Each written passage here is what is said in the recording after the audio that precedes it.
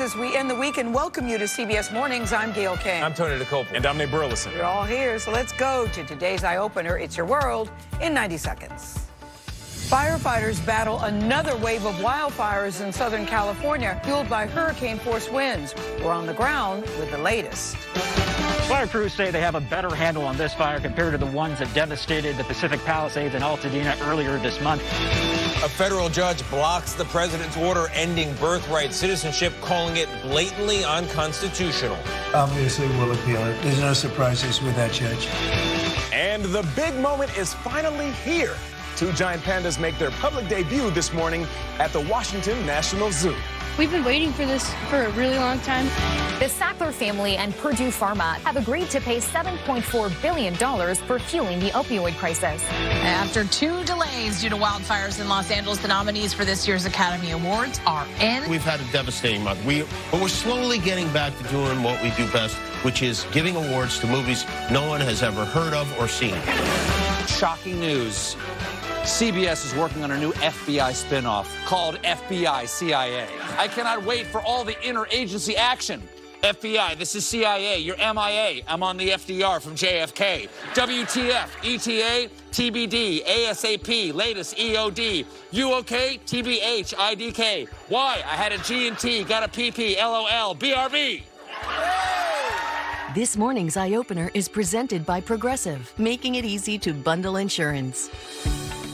That was nicely done, Stephen Colbert, because all of it made sense. Yeah, I did follow. We've been taken over by abbreviations. Follow. Yeah, anyone with kids knows those abbreviations. Yeah. Text. All right, we're going to get into the news this morning, and we're going to begin with a major obstacle for President Trump as his first week in office draws to a close. So first, a federal judge has temporarily blocked his executive order to end birthright citizenship, and the judge had a blunt message for the president. And meanwhile, on Capitol Hill, 2 key Republican senators now say they will not support Pete Hegseth's nomination for defense secretary. Ed O'Keefe has more of the blistering decision from the judge first. Ed, good morning. Tony, good to see you. President Trump is vowing to appeal the decision, but the ruling's a good reminder. While the president has signed dozens of executive actions or orders this week, they are certain to face challenges. Obviously, we'll appeal it. They put it before a certain judge in Seattle, I guess, right? And there's no surprises with that judge. The Reagan-appointed federal judge said the executive order to end birthright citizenship was blatantly unconstitutional, adding, "I have difficulty understanding how a member of the bar could state unequivocally that this is a constitutional order. It just boggles my mind." President Trump's boldest, most urgent move this week, ordering 1,500 U.S. troops to the U.S.-Mexico border and considering adding additional troops that would total up to 10,000. Those troops would join the thousands of Texas National Guard already there. Making sure that the border is safe and secure and that criminals don't come into our country. Where they will deploy and how they'll carry out the orders remains unclear. Much of this week's work is designed to show a president in action, fulfilling campaign promises and undoing Biden-era actions. Could you imagine Biden doing this? I don't think so. But on Capitol Hill, Trump's pick for defense secretary, Pete Hegseth, now facing some Republican opposition ahead of a final vote expected later today. Republican Senators Lisa Murkowski of Alaska and Susan Collins of Maine say they won't support Hegseth, citing concerns about his experience and character. No surprises there. It's too bad. It's just the way it is. Too bad. Now, given the makeup of the Senate, Hegseth can still lose one more Republican senator and still be confirmed. Also, CBS News has learned another nominee, Tulsi Gabbard, the president's pick to serve as director of national intelligence, may also be facing some challenges from Republicans. The situation is described as fluid by one source, and we'll see whether or not she's able to hold on. Tony? We'll keep following it. Ed, while we have you, the president also signed an executive order yesterday declassifying the files on the assassinations of John F. Kennedy, Robert F. Kennedy, and Martin Luther King Jr. Count me intrigued. What can you tell us about this? Well, look, President Trump says this order will give the American people truth and transparency after a decades-long wait. The official conclusions, remember, that all 3 killings were carried out by lone gunmen have been challenged for years by a slew of conspiracy theories, but don't expect anything immediately. Plans will be presented to the president in 15 days to release the records for JFK and 45 days for the other two cases. It's going to be a while, but he's vowing to release those records. Tony? All right, there's a process for everything. Ed, thank you very much. President Trump also spoke to the World Economic Forum yesterday about a major pillar of his economic agenda, those new tariffs on the goods imported into this country. Now, one industry likely to see a major impact from the tariffs is the automobile industry. For Money Watch, Kelly O'Grady shows us how the cost could be passed on to you. How many of these cars are we going to see an increase on? Well, you're going to see it on that one, that one, that one, that one, and that one. It's going to be every single car. Tom Maioli is the owner of a new and used car dealership in New Jersey. With President Donald Trump threatening 25% tariffs on Mexico and Canada, Maioli says drivers could see a big price jump. How much of an increase could a consumer see? You know, I think it's going to be a minimum of 5. It could be up to 15%. And with higher prices for new cars, used ones will also spike because there would be more demand. Tariffs on Mexico and Canada will cause an increase as some of the biggest car brands, including Ford, GM, and Stellantis, have plants in these two neighboring countries. And even cars assembled here in the U.S. may see an increase. According to Maioli, more than half of parts, like batteries and motor components, are sourced elsewhere and could get slapped with a tariff, especially with the president also proposing a 10% tariff on China. I think the manufacturer has no choice but to pass that along to the consumer because they need to drive profits. How quickly does that get passed on to the consumer? Anything that has not been shipped yet or is at the dock that's getting shipped into these ports that's ultimately going into a vehicle to be manufactured, it's immediate. But that's not all. Repair parts and costs could go up too. How is this going to impact parts that are coming from a place like China? These brake pads come from China. Some of them come from Mexico. These brake pads could go up as much as 20%, which ultimately impact the cost to the consumer when they do that. If you're not buying, you're fixing. You got to keep the car on the road. You can't stop transportation. You have to get your family to work and to school. Now, tariffs could bring manufacturing jobs to the U.S., but it's not something car companies can do overnight, taking as much as 18 to 24 months. Most in the auto industry, though, are hoping these threats are just a negotiating tactic. Kelly, yesterday, the president also said he wants lower interest rates. So do you think that's setting up a stage for a fight with the Fed chair, Jerome Powell? Oh, Gail, it definitely is. On, right? Oh, it is on. Especially because, remember, the Federal Reserve is traditionally separate from the White House. Now, the president has indicated a desire to opine on interest rates, but said he won't remove Chair Powell before the end of his term in 2026. But remember, this is tricky. Inflation is ticking back up. If we were to cut interest rates too quickly, that could fuel price growth and more spending, especially with these looming tariffs. And remember, we've got an interest rate decision next Wednesday, and we are widely expecting the Fed to hold rates steady. Well, the president's been known to change his mind. He said he's not going to touch Powell before his term is up. That's fair. We'll see. But, yeah, we'll see. We'll see. Yeah, we shall. What your mom used to say, we shall see. Nice to have you. Thanks. We will have more on all of this on Sunday on Face the Nation. That's when Vice President J.D. Vance sits down for an exclusive interview with Margaret Brennan. This will be his first one in office. And later today, President Trump is due to tour areas of Los Angeles County devastated by those wildfires. Firefighters are still continuing to battle those flames, including in the community of Castaic, where the huge fire has now scorched more than 10,000 acres. Andres Gutierrez is there. Andres, good morning. Good morning, Nate. Here in Castaic, firefighters are halfway to getting the fire contained, but thousands are still under evacuation orders as this fast-moving fire ripped through dry brush, creating charred landscapes like this. And today, the high winds are still a threat. Southern California is hoping for relief from the intense firefight. But on Thursday, new fires broke out near San Diego, fueled by wind gusts reaching up to 97 miles per hour.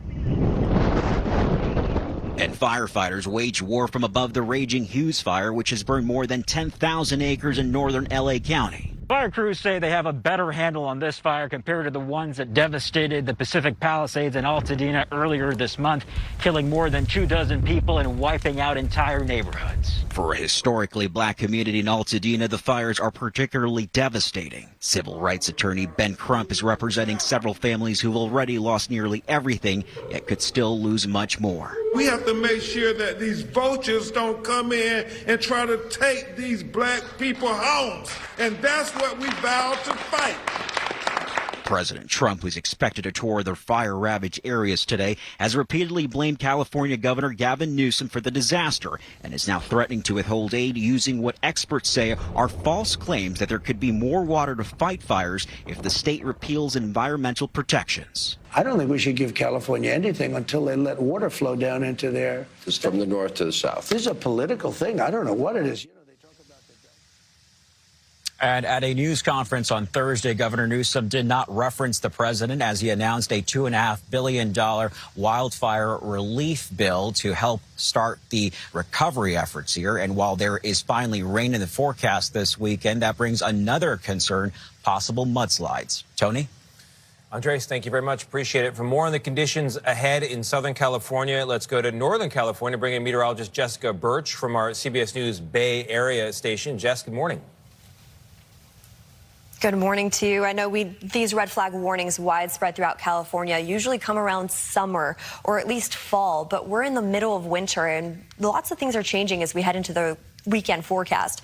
We take a look at what happened just the past couple days. Santa Ana winds swept throughout these communities, causing dry conditions and strong gusts, anywhere up to around 80 to 100 miles per hour. But we turn the page into this weekend. Now we're talking about rain right around the corner, which at first thought you think this is good news. Well, you look at Santa Clarita all the way down into Los Angeles, an inch of rain in areas that haven't seen rain in over 8-9 months. This could be a big issue with mudslides and potential for debris flow too. I want to show you what's happening for us also. The drought monitor just got updated, and as we turn the page from last month, just around Christmas time to now, you take a look at Las Vegas down into the border of California and Arizona a month ago. We were seeing extreme conditions in that red color, but now that extends all the way to Los Angeles and San Diego County, since we haven't seen any of those atmospheric rivers that we're so used to during the season. Back to you, Gail. Thank you, Jess. I forgot to mention yesterday, in addition to being a helicopter pilot and fluent in Mandarin, that you make your own clothes and play the violin. Thank you very much, Jess.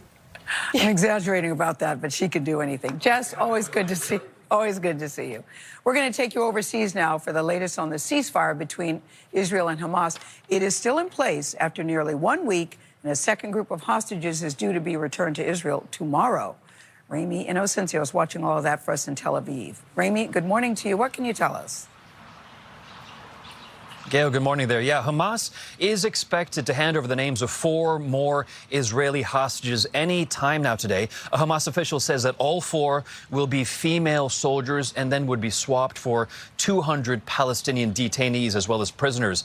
We're now in day 6 of this ceasefire. It is fragile, but it is still holding, and that is despite Israeli tank shelling that killed 2 Palestinians yesterday. They said that was a threat.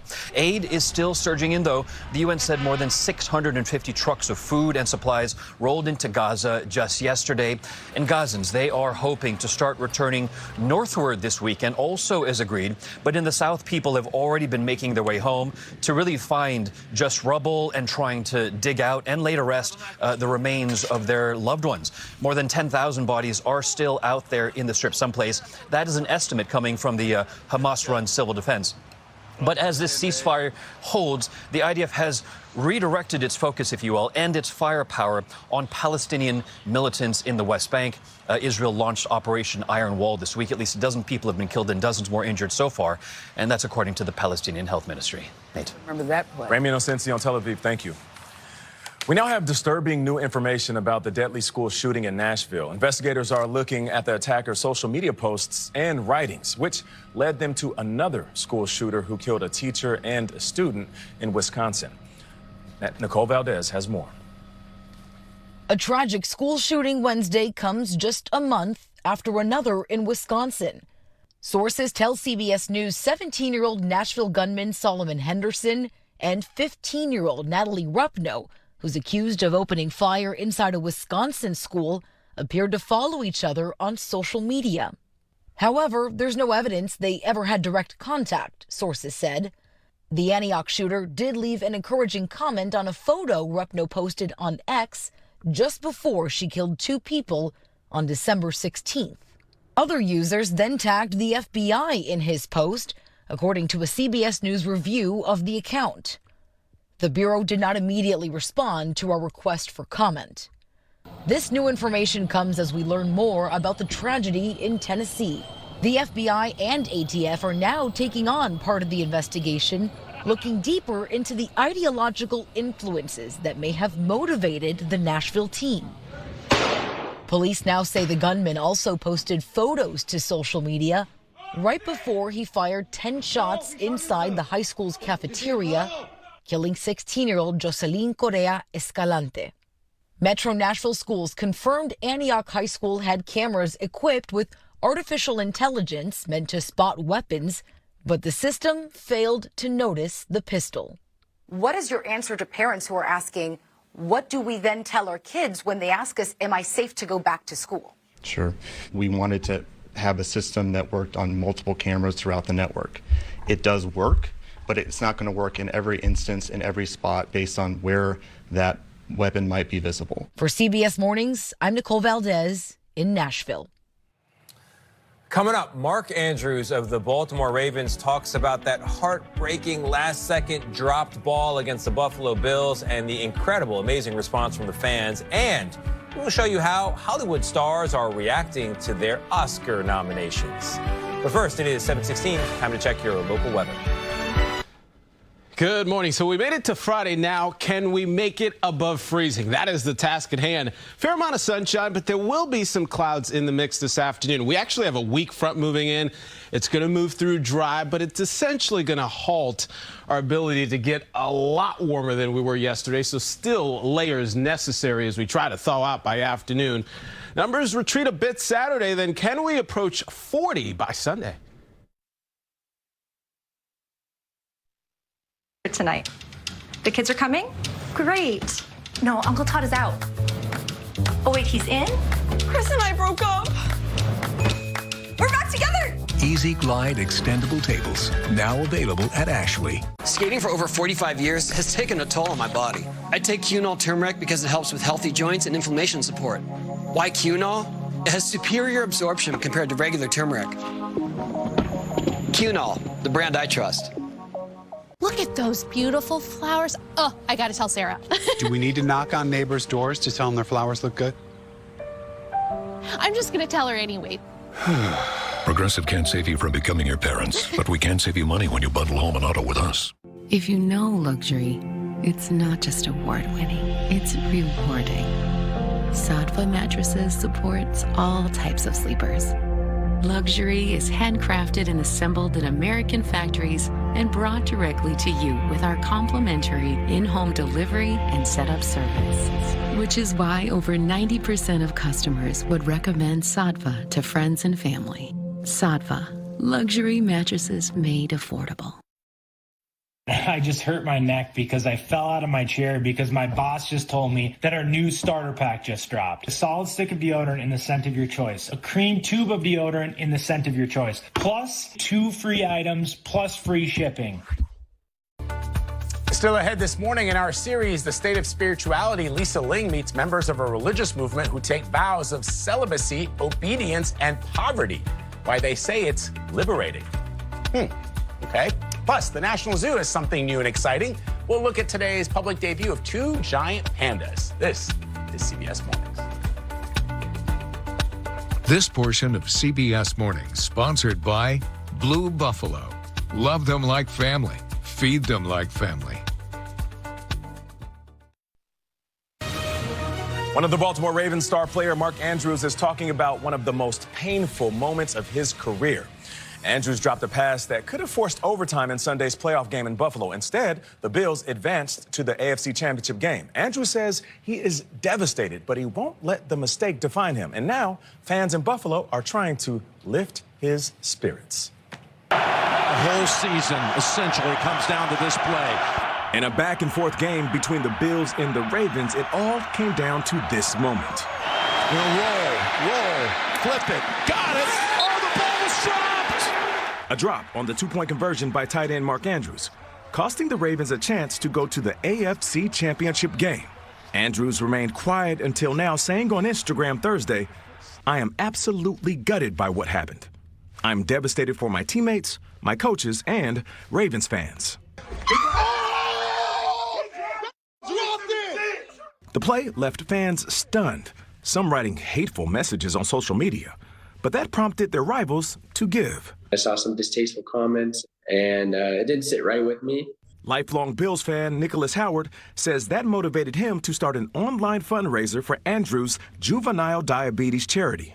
The initial goal was to raise $5,000. So far, it's received over $120,000. Andrew says he feels heartfelt love after seeing donations from Bills Mafia come in.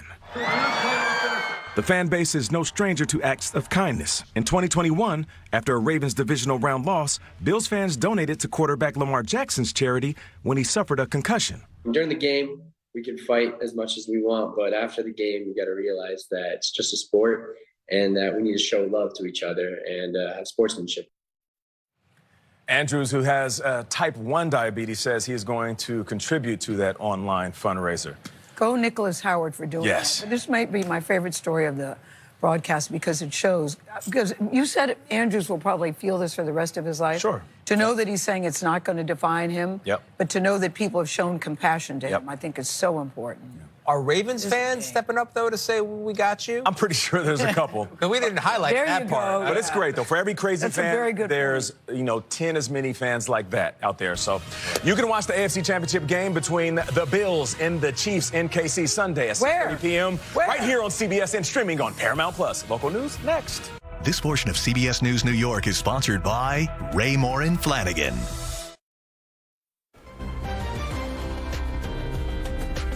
Good morning, 7:26 on this Friday, January 24th. We're off to another frigid start. I'm Mary Calvi and Tony Sadiku will have your first alert forecast coming up. And we are following breaking news out of Queens this morning. Jump or two over the scene of a house fire in Flushing a short while ago. This is on 60th Avenue between 142nd and 146th Streets.